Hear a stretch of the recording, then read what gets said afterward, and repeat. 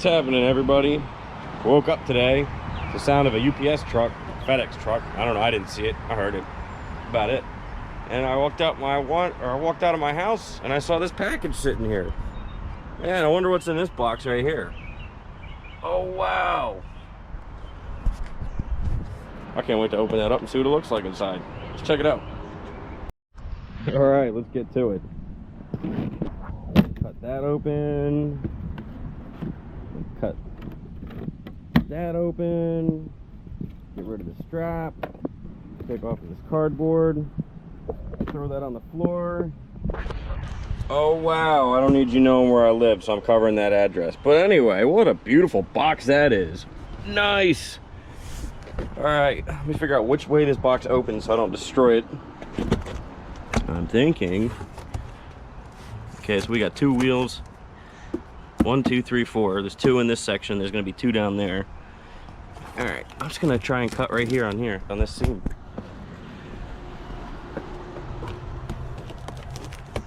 Alright. Awesome. This is like Christmas Day, really. That's what this feels like. Okay. There's 1, 2. Alright, that's gonna be the end of the video, guys. That's all you get to see. Nah, let me stop playing real quick. Let me saw that thing out of the box. Give me a second. Alright, so I unboxed one of each. I took a front wheel and a rear wheel. I got some good news and some bad news. The good news is the front wheels look really, really good. It's not in the sunlight, but still. They give you a nice little rim protector right here, so you can't get a rim job. Anyway, this is pretty much what I'm looking for right here. They come with center caps too. You don't have to buy any of that stuff separate. They come with it. So I went with Unilug in the front, and I wanted to get direct fit in the back. I wanted to get direct fit all around, but they're out of stock direct fit for the front. So I was like, whatever, I need wheels now. I'll take what you got. I got no problem with Unilugs. I've had them before. Problem is the back wheel, the offset is wrong. I spent about 30 minutes, actually exactly 30 minutes on the phone with the guy where I got the wheels from, and I thought we had the dimensions worked out pretty well. It is supposed to be, it's a deep dish, but it's not the deepest dish I was looking for on an 8-inch wheel. So I'm going to send the 2 rears back, and I'll show you what I'm talking about. I just need to find a tape measure. There we go. First thing I noticed is the valve stem location on these things. The valve stem would point out on these, and it should be pointing this way on a 90-degree angle, pointing towards the center cap. What I wanted is basically what I got here on the wagon and Keystones. 15x7 in the front, 15x8 in the back. You can see what I'm talking about, the valve stem, the way it points towards the center cap. And it's not doing that on those other wheels. Now, 14-inch Craigers I just sold Riley do the same thing as the wagon here. The valve stem points towards the cap. It doesn't point out away from the car. So if we take a tape measure here, give me 1 second here. If you go from the wheel to the lip, it's about 4 inches, maybe just shy. If we come over here,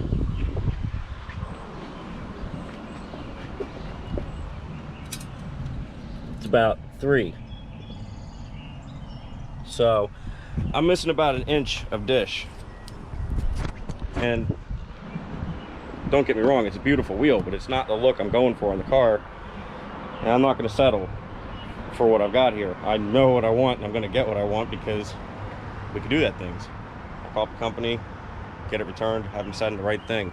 Just hopefully the wheel I'm looking for isn't going to be back ordered till like August, because that's what they were saying with the direct fit on the front wheels. I could get a 15x7 direct fit, but it was going to be back ordered till like August. So we're going to have to continue this video in the future when I get the correct wheels. So I'll see you when they show up.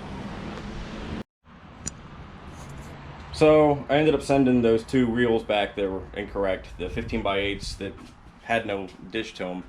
Those got sent back. I had to send back a plethora of lug nuts they sent me that were misboxed. They weren't the normal Krager lug nuts. They were open-end lug nuts for extended studs.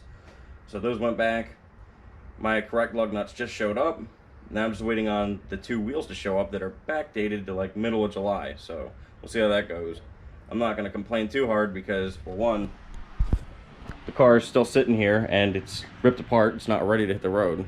So, all right, stick around. I'll show you what else we got going on today. Welcome back, everybody. Got a bunch of stuff going on today. Riley's working on his Buick. We got a Skylark that he picked up. Camaro's back on the road and it's clean. Got my old Pioneer in there out of my old Camaro. And, well, there's that. I'll explain that in a minute. And I got my motor back from the machine shop. That goes in the Cutlass. So, first things first, I'm working on the 455 today for the Cutlass. I'm going to putting that together. Not the whole thing, but working at it here and there. I'm waiting on a new oil pickup and some other parts to come. Intake gaskets, shit like that. This is a Buick 350 intake manifold. That's a 4-barrel. What's going on with this piece of shit? So he's been driving this thing around for the past few, days, week maybe? And it just doesn't drive. Meaning that it'll run fine, and then it'll just start running stupid rich. And to the point where it can't run at all. In gear or neutral, doesn't matter. You get out. How about it, Riley? I smacked the top of this carburetor where the float bowl goes with a ratchet yesterday. I mean, I beat on this thing. At first, beating on the float bowl worked, and that the float was sticking. At first, that worked for the first few days, and then after yesterday, it just didn't make any difference. So,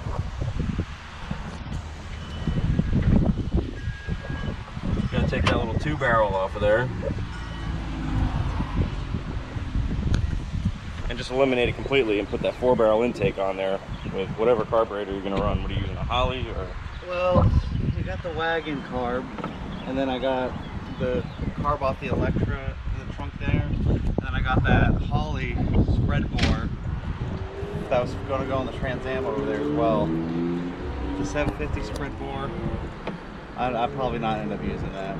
So he's got like 3 different carburetors he's gonna look at trying. So you're not gonna use the Probably not. 750 That's spread like bore. last resort.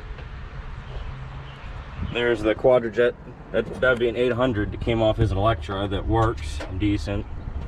Yeah, well, we need to go through it. It's got problems. And then I got that 750 Quadrajet that we used to run on Dad's wagon back when they had the old 350 in it. That carburetor works great. We know it works. We know it works good. So we'll figure it out. Yeah. Got to get the intake done first, and that's your problem, not mine. I got to go work on my junk. So. All right, I guess this intake's ready to come off. Let's see what we got going on right here. You're on my side in the way. Well, that's fine. Time to Fucking get a hernia. Effie's ball sack. Oh god. Just that heaves it.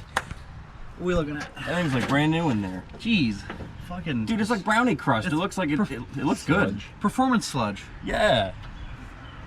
Sister sludge. Supports the Try not to let that shit fall into the valley. You're gonna have to get a vacuum and clean this shit up. Oh, maybe not. Hang on, I'm gonna try to get my side up.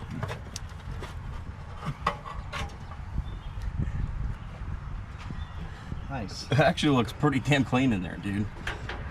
There's no sludge buildup in the valley itself. She's Such a tall deck. Well, because the engine's compact. It's kind of like a GM 3100 or a 3400. It's just, There's some the sludge deck is on like that. There's some sludge right there, but nothing crazy. corridor. Yeah, I've seen much worse. Any loose rockers? Now it's time to feel. ones are under pressure, you'll never know. Well, Can't exactly spin the motor. I'm not. If 13 out of 16 are fine, they're Grease on the back of your hands. Yeah, I am greasy. I was talking about it. There's I that. am grease. Oh, let's flip this over. See the sludge buildup on the bottom. It's like how Mr. Leahy is the liquor, Riley is the grease. Not terrible. It's got grass in there. How'd that get there? Not crazy. Somebody was smoking.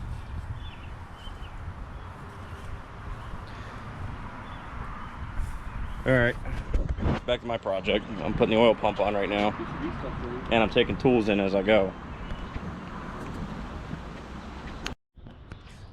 All right, so I'm gonna get ready to stick this stick inside the motor.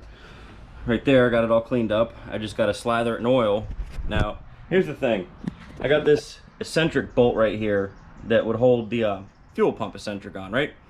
Now, they sell a special tool that you can spend money on that you could screw into that hole as a handle, so you make your cam installation easier. But if you're cheap like me, you grab yourselves a 9/16 deep socket like this one, and there's your handle. See, it slips right on, just like that, and that's your handle. It works perfectly. This is how I've done all my motors, both my 350s, both the 455s. This 455 again, I've used that simple method. I don't buy a cam installation handle or anything like that. I just find the right socket that fits over the bolt, and you use that to get a grip on the cam. So that's tech tip of the day.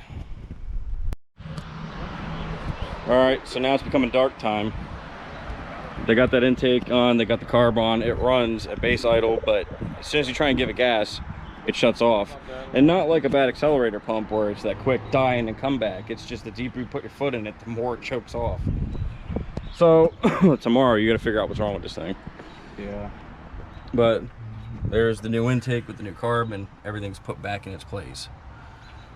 As far as I got with my motor was, it's a short block, timing covers on it, water pump, fuel pumps on it, oil pumps on it. So next is the oil pan and then the top end. So my buddy Alan stopped by, and he's got this caddy right here. It's the Boss Hog Caddy, almost. It's too old, but this thing's nice.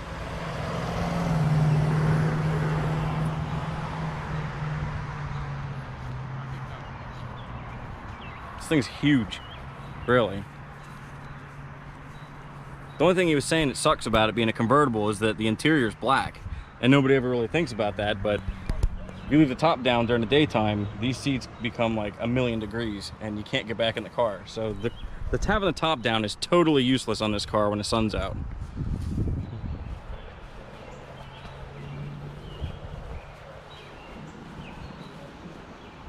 So I think that's gonna wrap this video up, because this car is back together, it runs. I got the bottom half of the engine put together on a Cutlass, and I think next video I'll come back with finishing the motor in the Cutlass. And at which point he'll probably have this thing on the road, and then we can film this thing driving around and show you how it runs. Hopefully it runs good, because we're gonna have to do this exact same thing on your Skylark. Right, so I'll see everybody later, and I'll see you in the next one. Real quick, the only problem we did find out between the two intakes was the fucking AC bracket didn't line up.